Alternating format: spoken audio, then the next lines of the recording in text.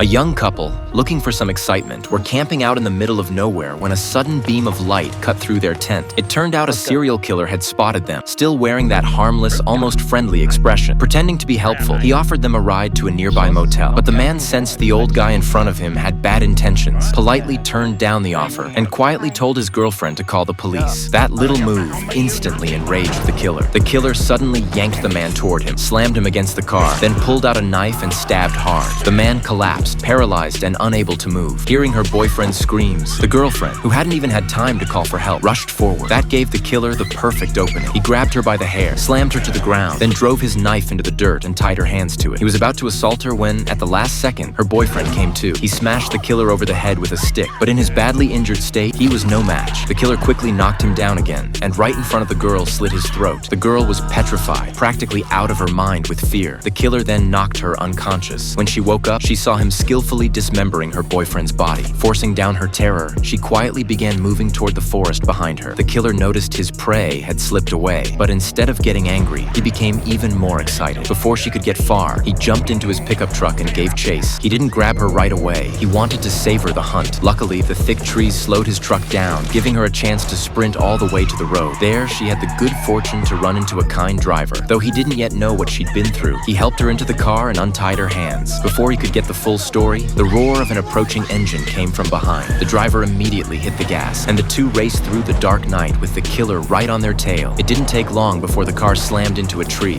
forcing the driver to stop. To their shock, the killer pulled out a sniper rifle. The quick-thinking driver ducked in time to avoid the shot, but the girl wasn't so lucky. The driver froze in shock at what had just happened. Snapping back to reality, he threw the car in reverse and sped away. The killer fired again, but missed. The driver didn't know how far he kept going. He just drove until dawn before finally stopping to deal with the girl's body. But before he could breathe a sigh of relief, he realized he was hopelessly lost in the middle of the wilderness.